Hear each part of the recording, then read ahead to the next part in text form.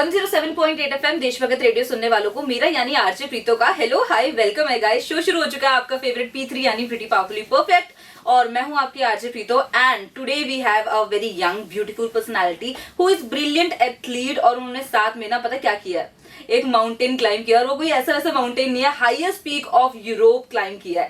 So welcome to the show ma'am. Thank you so much. Raman ji, मेरे को ना पहले तो आप ये बताओ कैसा लग रहा है यहाँ आके? बहुत अच्छा लग रहा है, बहुत ही अच्छा माहौल है, बहुत अच्छा एनवायरनमेंट है, तो बहुत अच्छा लग रहा है। अच्छा, बात करें माउंटेन की, है ना, आपने एक माउंटेन यूरोप में एल्ब्रस आपने क्लाइंब किया पूरा। आप इतने नाजुक से, इतने सुंदर से, इतने छोटे से हो, कैसे किया? मतलब सच मुझे तो ऐसा आपको देख के ऐसा लग रहा है, क्योंकि लोग अभी आपको देख नहीं पा रहे हैं लेकिन सुन पा रहे होंगे। मैं सच्ची बता रही हूँ, अगर इनको कोई पहाड़ के नीचे से फेंकेगा ना, आप ऊपर तक अपने आप ही पहुंच जाओगे। लेकिन आपने वो चीज क्लाइंब करी है, क्या चैलेंजेस रहे, कैसे स्टार्ट किया? बहुत सारे डिफरेंट चैलेंजेस रहे। पहले तो सबसे यही था कि जो मेरे पास बैग है इतना भारी होते हैं हमारे, जब जो भी माउंटेनियरिंग करते हैं उनको पता है कि हमारे अराउंड 17 to 18 kg रहता ही है बैग हमारा जो रहता है। तो वो बड़ा एक सबसे टफ चैलेंज था पहले मेरे लिए। पर ये है कि विल पावर हो तो हम कुछ भी कर सकते हैं। yes. जब मैं माउंटेनियरिंग का कोर्स करने भी गई थी तब भी फर्स्ट टाइम जब मैंने देखा अरे इतना कुछ उठाना पड़ेगा पर फिर मैंने अपने आप को समझाया नहीं यार मैं कर लूंगी। हाँ. मैं आई हूँ यहाँ तक किसी वजह से आई हूँ तो मैं कर लूंगी। अच्छा, कहते हैं ना when there is a will there is a way, है ना, तो वो वे निकल आया। वही वे निकल आता है। अगर हम कुछ ठान लेते हैं ना कुछ करने की, अपना मतलब कुछ भी है, अगर हमने अपने दिमाग में ठान लिया है ना कि हमने ये करना है तो हम कर लेंगे। yes. वो अपने दिमाग से ही बंदा हारता है और अपने दिमाग से ही जीतता है। मेरा ना एक बहुत ही पर्सनल सवाल है, ठीक है, क्योंकि मैं भी चंडीगढ़ से, आप भी चंडीगढ़ से, दोनों चंडीगढ़ियंस यहाँ मिल गए हैं। तो पंजाब यूनिवर्सिटी में पढ़ते पढ़ते कैसे ख्याल आया कि मतलब पहाड़ चढ़ना है? कौन सा लेक्चर लगा, वो कौन सा मोटिवेशन मिला कि मतलब लेक्चर से भाग के सीधा पहाड़ चढ़ने लगे? एक्चुअली उस टाइम मैं 11 सेक्टर में थी। सेक्टर 11 का कॉलेज है, उसमें स्टडी कर रही थी। तो एक हमारे एग्जाम्स थे तो वो न्यूज़पेपर में आया ऐसा कि ऑडिशन हो रहा है, ऐसा है ना। ओके तो मैंने घर वालों को बोला, उन्होंने मना कर दिया साफ कि नहीं जाना है, बहुत खतरे वाला है, तू ऑलरेडी मेडल्स जीत रही है। हाँ. नेशनल भी जा रही है तो क्या करना है, तूने गतका में आ रहा है, हर चीज में आ रहा है ना। तो मैंने कहा नहीं यार मुझे कुछ करना है अलग। वो माने नहीं। फिर मैंने उनको बोला मेरा ना एग्जाम प्रीपोन हो गया है। ओके एक्चुअली मेरा था ऑडिशन तो एग्जाम छोड़ा आपने उसके लिए? एग्जाम अगले दिन था। ओके उससे अगले दिन था। तो मैं झूठ बोल के ऐसे चली गई। हाँ. मैंने सिर्फ अपनी दीदी को बताया कि ऐसे मेरा मैं ना ऑडिशन देने जा रही हूँ, तो घर में मत बताना कि मेरा एग्जाम नहीं है। दीदी कहते ठीक है। तो वहाँ मैं गई, वहाँ पे पहले रनिंग करवाई उन्होंने, फिर ऐसे क्लाइंबिंग करवाई। तो मैं क्लाइंबिंग में भी सबसे ऊपर टॉप कर लिया मैंने। और रनिंग में तो मैं वैसे ही रनिंग करती थी 42 किलोमीटर, तो उसमें मैं फर्स्ट आ गई। तो उसके अलावा फिर उन्होंने इंटरव्यू लिया तो मैं मतलब ओवरऑल उन्होंने सिलेक्ट कर लिया कि हाँ ये सबसे बेस्ट है। तो फिर मुझे ये था, उन्होंने बोला कि 15 दिन का है। तो मैंने घर जाके ऐसे बात करी, दीदी ऐसे आगे, मम्मा ने सुन लिया। मैंने दीदी को बताया तो मम्मा ने सुन लिया। पहले तो मम्मा ने गुस्सा किया कि तू बिना बताए चलेगी ऐसे घर से। तो फिर जब मैंने कहा यार देख तो लो एटलीस्ट है क्या चीज़ है ये। और मुझे भी नहीं पता था सीरियसली, मुझे लगा ऐसे नॉर्मल ट्रैकिंग रहेगा। मुझे भी नहीं पता था कि क्या चीज़ है ये। तो जब वहाँ हमें सबसे पहले वो खुश तब हुए जब ना गवर्नर हाउस गए हम, वहाँ गवर्नर सर आए तो उन्होंने हमारा फ्लैग ऑफ करवाया। तब वो घर वाले एक्साइटेड हो गए कि हाँ कुछ तो चीज़ है ये, कुछ बड़ी चीज़ है। तो उन्होंने वहाँ बताया कि 28 दिन का होएगा। मैंने कहा यार अब तो नहीं भेजने वाले हैं 28 दिन घर से बाहर चुप से बैठ जा। बिल्कुल नहीं भेजेंगे। तो पहले तो मुझे भी लगा चलो 15 दिन का शायद भेज भी दे। तो फिर पर मैं ऐसे हैरान हो गई, वो खुद पैकिंग करवा रहे हैं मेरी, ऐसे एक्साइटेड हो गई क्योंकि गवर्नर सर ने फ्लैग ऑफ किया। वो एक अलग सीन हो गया था। तो वहां जाके मुझे पता चला अरे यार ये है क्या, मतलब इतना जब बैग उठाना पड़ा, सारा दिन बैग उठा के हम रनिंग कर रहे हैं, 12 kg के साथ रनिंग कर रहे हैं। और उसके अलावा फिर हमें सारा दिन सुबह 6 बजे से लेकर शाम 6 बजे तक हमें चलना पड़ता था। कंचनजंगा नेशनल पार्क में से मतलब जाना था हमने। वो वर्ल्ड का कहते हैं 3rd टफेस्ट रूट है। तो वहां से जाना मतलब पहले तो हमें पता ही नहीं था कि हो क्या रहा है। हमारी बॉडी में लीचीज होती है वो चिपक रही है, डिम होते हैं वहाँ पे कुछ, वो काट रहे हैं, बुरे हाल थे। ऊपर से बारिश हो रही है, मतलब पहले तो लगा यार क्या पंगा ले लिया मैंने ये फिर जब मैं वहाँ हम पहुँच गए हमारे बेस कैंप में ना, हमें लगे 3 दिन वहाँ पहुँचने में। तो जब मैं वहाँ पहुँची ना तो सुबह सबसे पहले उठ गई मैं। जो मैंने व्यू देखा ना वहाँ पे, मैंने कहा यार ये रियल होता है मैंने कहा यार ये सच में रियल होता है क्या? मैंने ये चीज़ तो सिर्फ मतलब अपने कहीं कंप्यूटर के डेस्कटॉप पे देखा था कि ये चीज़ें होती है। पर ये रियल भी है। मतलब वहां से कहते हैं ना कि उस व्यू को देख के किक मिली है। बिल्कुल, वहां से मुझे ऐसा लगा यार ये तो अब मैं करने वाली हूँ। मतलब वो बेसिक कोर्स था, बेसिक माउंटेनियरिंग कोर्स था, वो 28 दिन का होता है। उसमें ग्लेशियर ट्रेनिंग भी हुई हमारी। तो जब ग्लेशियर ट्रेनिंग हो रही थी मैंने कहा यार ऐसे ही जाएंगे क्या यहाँ से, कुछ भी नहीं है सेफ्टी। फिर पर धीरे धीरे सब कुछ सीखा हमने, आईसेक्स वगैरह चलाना सीखा। तो वो कुछ मतलब वो अलग ही एक्सपीरियंस हो गया लाइफ का। वहां से एकदम लाइफ ने ट्विस्ट ही ले लिया। फिर मैंने एडवांस भी किया उसके बाद। तो लोगों को लगता है कि पहाड़ चढ़ना मतलब कि ओवरनाइट प्लान करो, कोई भी क्लाइंबिंग जैसे अनदर ट्रैकिंग होती है, क्लाइंबिंग होती है ना, उसकी तरह सोचो और अगले दिन पहाड़ चढ़ पाओ। पर इसके पीछे बहुत सारा आपकी ट्रेनिंग लगती है ना, बहुत टेक्निक्स लगती है, आई एम श्योर। सो एक चीज है कि ना मेरा ना स्टॉकिंग गेम है ना वो बहुत अप होता है, ठीक है। तो मैंने ना यहाँ पे आने से पहले आपका इंस्टाग्राम बहुत अच्छे से स्टॉक किया और उसमें मुझे पता चला कि आपके फादर हैं जो वो भी स्पोर्ट्स में थे, वो भी एथलीट थे। और मुझे लगता है ये सारी चीजें जो आप अभी इतनी छोटी एज में इतना अच्छा कर रहे हो ना, इसके पीछे कहीं ना कहीं जीन्स का काम होता है ना। जीन्स आपको बहुत हेल्प करते हैं। तो आपके फादर की जर्नी कैसी थी, कितना वो सपोर्ट करते हैं, फैमिली कितना सपोर्ट करती है आपको? एक्चुअली ये जो सब कुछ मैं कर रही हूँ फादर और मदर की वजह से ही कर रही हूँ। एक्चुअली जब मैं छोटी सी थी तो तब से उन्होंने ट्रेनिंग स्टार्ट करवा दी थी हमारी। उस टाइम तो लगता था अरे क्या जुल्म कर रहे हैं हमारे पे, 4 बजे कौन उठाता है यार छोटे छोटे बच्चों को। यस अभी हम छोटे छोटे से हैं, सोने दो यार, क्यों उठा रहे हो 4 बजे सुबह। तो वो हमें खुद जाते थे बाइक पे और हम तीनों भाई बहन जा रहे हैं रनिंग करके। और सुबह पहले हम कैंप वाला रहते थे तो वहां से रनिंग करके सुखना लेक पे जाते थे। सुखना लेक के एंड तक पूरा कवर करके फिर वापस आना, वहां पे प्रैक्टिस करनी। तो हमें ऐसा जुल्म सा लगता था कि क्या हो क्या रहा है हमारे साथ। पर वो जब मतलब 3-4 साल हो गए प्रैक्टिस करते हुए, फिर पापा ने कहा अब तुम किसी गेम में पार्टिसिपेट करो, रनिंग वगैरह तुम अच्छी कर रहे हो। तो स्टार्टिंग में तो पर हमारे स्टार्टिंग में तो ऑब्वियस है मेडल्स नहीं आते, क्योंकि कंपटीशन का एक जो होता है ना वो डिफरेंट ही प्रेशर रहता है। तो फिर भी 4th 5th आ जाते थे ऐसे। तो पापा कहते हैं कोई बात नहीं है, प्रेशर होता है, तुम इतनी अच्छी प्रैक्टिस कर रहे हो इतने साल से, आ जाएगा। तो वो भी मम्मा भी ऐसे मोटिवेट करते थे।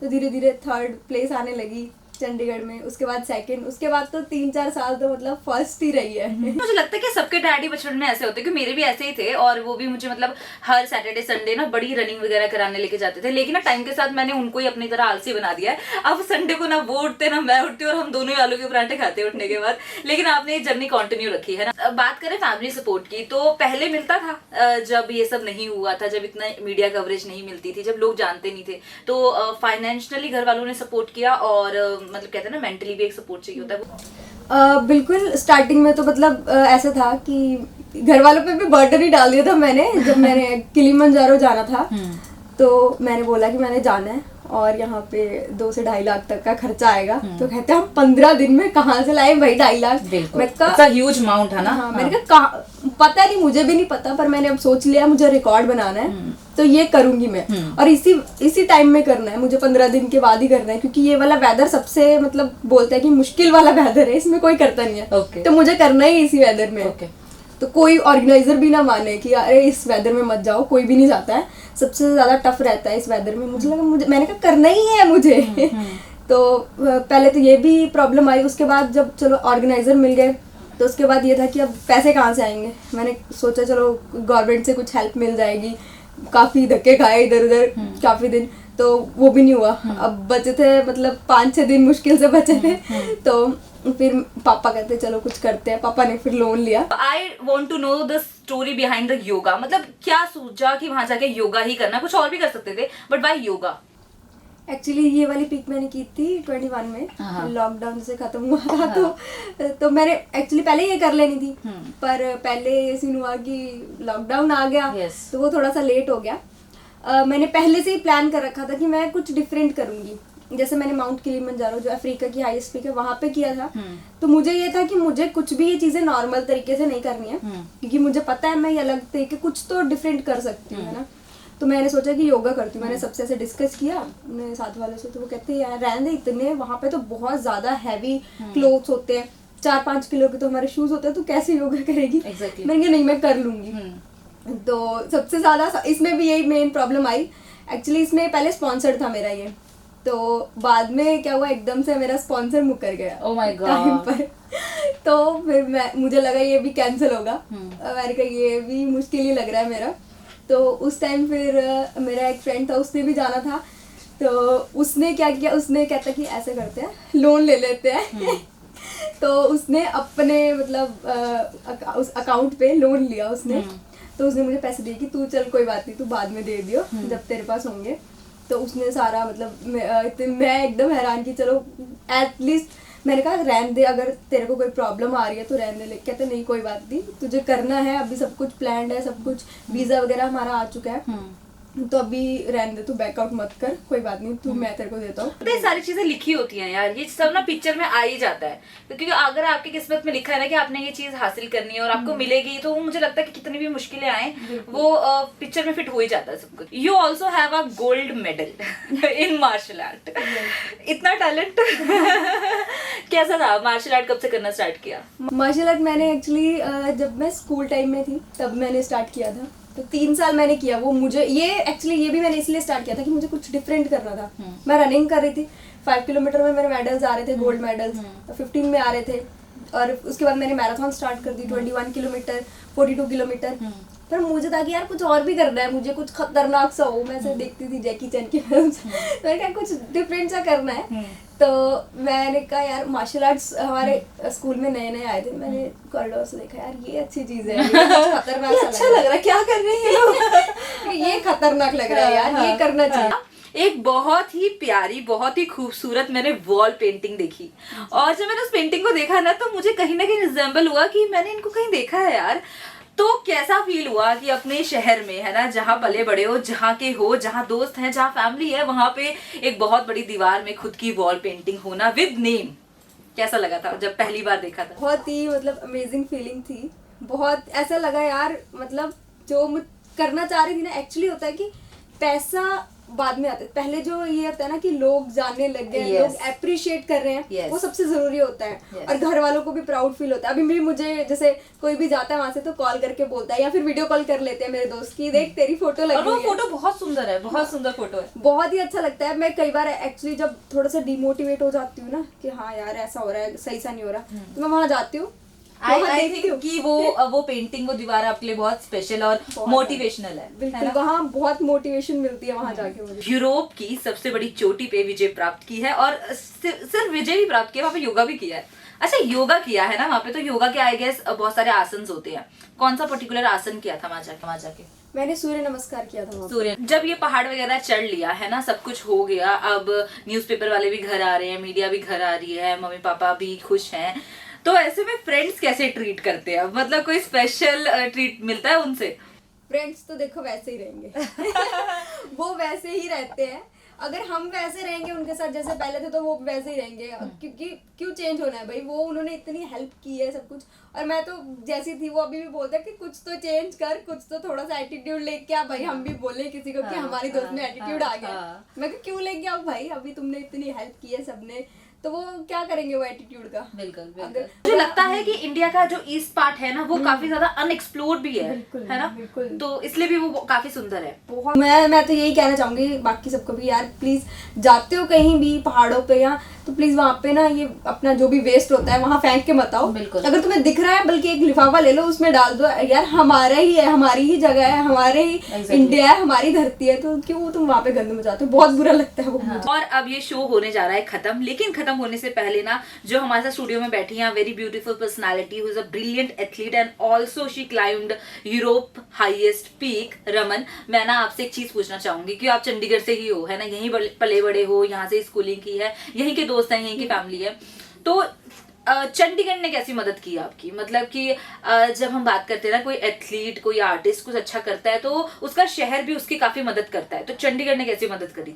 चंडीगढ़ वालों ने, हमारा एक क्लब है, मीनाक्षी मैम का क्लब है, उन्होंने मतलब जब मैं किलिमंजारो गई थी वर्ल्ड रिकॉर्ड बनाने के लिए, तो उस टाइम उन्होंने मुझे अमाउंट दिया था जो वो बहुत मतलब उस टाइम हेल्पफुल रहे थे, क्योंकि मेरे मम्मा ने जो गहने गिरवी रखे थे उससे हमने वो छुड़वाए थे, तो वो एक अलग ही मतलब ये लगता है कि यार ये चंडीगढ़ ने दिया। और वैसे भी जो मेरे ऑडिशंस हुए थे वो चंडीगढ़ टूरिज्म की तरफ से ही हुआ था, तो वो उन्होंने ही एक्चुअली वहीं से स्टार्टिंग हुई तो चंडीगढ़ मेरे लिए स्पेशल ही रहा। चंडीगढ़ की लड़कियां जो अभी सुन रही है हमें, जो आपको फॉलो करती है ना इंस्टाग्राम पे, फेसबुक पे, जो आपके जैसे लाइफ में अच्छा करना चाहती है, माउंटेन में नहीं कहीं और किसी फील्ड में, उनको क्या मैसेज देना चाहोगे कि कैसे हमेशा मोटिवेटेड रहे और कैसे सारी जो प्रॉब्लम्स है उनको ओवरकम करें? उनको तो मैं यही कहना चाहूँगी, देखो मेरे एक ना टीचर थी 11 सेक्टर में, अंजू मैम, तो उन्होंने मुझे ये बोला था कि जैसे लड़कियों को पीरियड्स प्रॉब्लम होती है, तो मेरे को भी, जैसे मैंने जाना था कहीं रेस थी मेरी, तो मैम ने ये मुझे समझाया था, रमन जो रिकॉर्ड्स टूटते हैं ना तभी टूटते हैं, क्योंकि हम डबल स्ट्रांग होते हैं तब। तो मतलब जब भी होता है ना ऐसा कुछ भी मेरे साथ कुछ भी, तो मेरे को मैम की बात हमेशा याद आती है कि यार नहीं, स्ट्रांग हूँ मैं।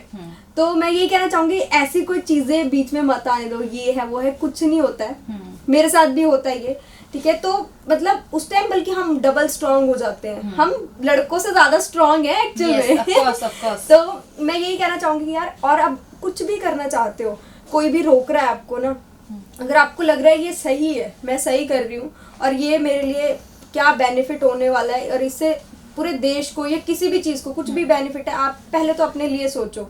सबसे पहले जरूरी है एक लड़की को इंडिपेंडेंट होना, आज के टाइम में सबसे ज्यादा जरूरी है, वेरी इंपॉर्टेंट। तो अगर आप फाइनेंशियली इंडिपेंडेंट होना भी बहुत जरूरी है। तो मैं ये कहना चाहूंगी, आप कुछ भी करना चाहते हो सोच समझ के करो, और अगर आपको लग रहा है कि ये चीज सबसे अच्छी है मेरे लिए, तो वो करो, डेफिनेटली करो। किसी की भी मत सुनो, किसी रिश्तेदारों की ना सुनो, पेरेंट्स की मत सुनो। पेरेंट्स और रिश्तेदार जो भी होते हैं वो सब बाद में बस आपको मान जाएंगे और वाह वाह देंगे, वो खुद ही बोलेंगे सबको, रिश्तेदारों को भी, अरे देखो हमारी बेटी है ये। बिल्कुल।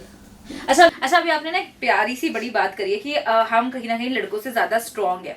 अब मैं ना यहाँ हाईलाइट करना चाहती हूँ कि यहाँ पे ना हम उनकी तरह फिजिकली बनने की बात नहीं कर रहे हैं कि हम फिजिकली उनके जितना होना चाहते हैं या हम भी 10 गुंडों को मारना चाहते हैं। No, here we talking about the mental strong thing, है ना, जो हमारे पास है। हम मेंटली बहुत स्ट्रांग है यार, हम मेंटली बहुत ज्यादा प्रिपेयर है, और इसलिए हम चाहते हैं कि हम लड़कों के कंधे से कंधा मिला के चले और कहीं ना कहीं सोसाइटी में इक्वली हमें ट्रीट किया जाए। बिल्कुल।